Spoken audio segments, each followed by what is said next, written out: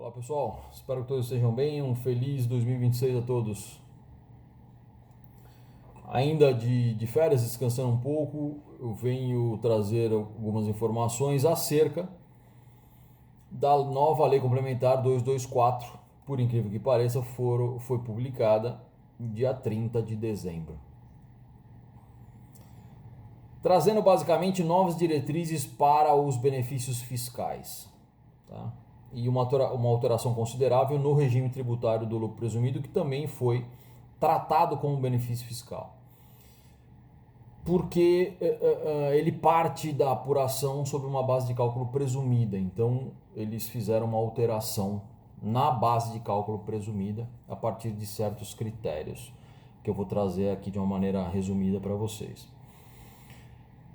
Uma das principais diretrizes no que se refere aos benefícios fiscais é estabelecer que, para que haja uma aprovação de qualquer benefício, haverão contrapartidas, tá? Primeiro, para que o mesmo seja liberado e para que ele seja renovado. Por exemplo, eu concedo, o órgão público ou o governo concede uma redução na base de cálculo X para a empresa. Só que em contrapartida, ele estabelece uma meta aumentando que a empresa deverá aumentar a sua exportação, por exemplo, em 15% no prazo de 5 anos. É apenas um exemplo, tá? E também diminuindo o seu consumo de água em 10% no mesmo prazo. Ou seja, a liberação do benefício fiscal passa a ser consignado a uma condição, tá? Que o Estado impõe. Isso tanto para a liberação como para a sua renovação, porque prometem fiscalizar essas condições. Então existirão regras e critérios impostos e fiscalizados para que a empresa se aproprie de benefícios. Ponto. Outra condição, prazos definidos para os benefícios fiscais. Eles não poderão ultrapassar a 5 anos. Tá? Libera-se por 5 anos, é fiscalizado para que veja se a empresa está cumprindo o que foi consignado, e aí sim libera-se a renovação. A lei determina também que haverá redução nos benefícios que hoje existem, tá? Ou seja, por exemplo, a empresa possui um regime de alíquota zero. Ok. Então, essa empresa, a partir da Lei Complementar 224, que já está vigente agora a partir de janeiro, né? Se a empresa tem, hipoteticamente, um regime de alíquota zero, ela sofrerá uma redução nesse benefício, ou seja, deverá recolher uma alíquota de 10% na alíquota padrão, da alíquota padrão. Tá? Não haverá mais alíquota zero. Ele terá um acréscimo de 10%. Pega a alíquota padrão, define os 10% e a empresa não mais recolherá sobre a alíquota zero e sim sobre os 10%. Se a empresa possui benefício, por exemplo, de crédito presumido, um outro exemplo, deverá continuar se apropriando desse crédito presumido, porém 90% do crédito e não mais 100%, tá?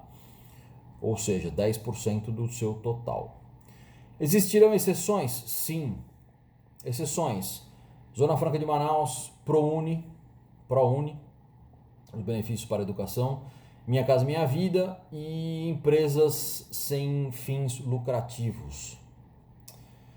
A lei traz também um teto de gastos, ou seja, o valor total dos benefícios concedidos nacionalmente não poderão superar 2% do PIB nacional, tá? Do Produto Interno Bruto.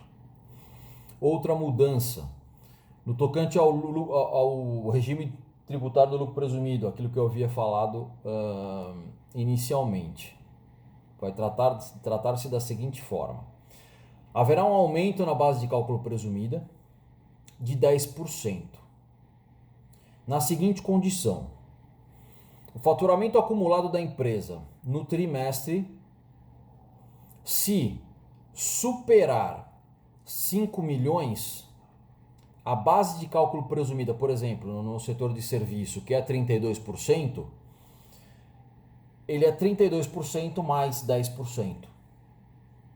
Tá? Será 32 mais 10%. Ou seja, até 5 milhões, a base de cálculo presumida permanece os 32% previsto na regulamentação, por exemplo, do serviço. Se for venda, se for revenda, por exemplo, passa a ser 8%, a base de cálculo presumida do lucro presumido. Né? Então, o que ficar dentro dos 5 milhões, eu estou partindo de uma base presumida de 32% no que se refere a serviços, tá? Como é hoje. Porém, um outro exemplo, uma outra hipótese, a minha empresa fechou o trimestre com 8 milhões de faturamento acumulado. Então, o que eu faço? Eu pego os 5 milhões, fecho com uma base de cálculo presumida de 32% e pego esses 3 milhões excedentes e fecho não mais com os 32%. Eu fecho com 32% mais 10%, que vai dar, salvo o melhor juízo, 35 e pouco, uma coisa assim. Né? Não fiz a conta. Então, eu calculo, eu apuro a minha base de cálculo presumida sobre os 32 nos 5 milhões e nos 3 milhões excedentes eu tenho um aumento da minha base de cálculo presumida, em vez de 32%, 32 mais 10, tá? Faturei 4 milhões no meu trimestre, nada muda, ok? Isso acontecerá tanto na CSLL como no IR, que são os tributos que são fechados no trimestre, cada um à sua forma e regras, né? Sofrerão da mesma forma os acréscimos de 10%, superando os 5 milhões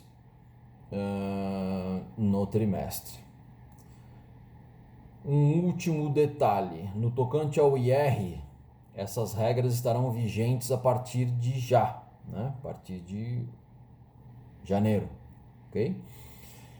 E na contribuição, por ter uma outra regulamentação, vai começar essa vigência a partir do segundo TRI. Por quê? Porque tem que considerar e respeitar a anterioridade nonagesimal. Tá? Um dispositivo jurídico, ou seja, os 90 dias entrarão em vigência então a partir do segundo TRI de 2026. São essas as considerações, esse é o resumo da Lei Complementar 224. Eu sigo à disposição de todos. Novamente eu desejo um 2026 abençoado, próspero, cheio de saúde, paz, na graça do nosso Senhor Jesus. Um grande abraço a todos.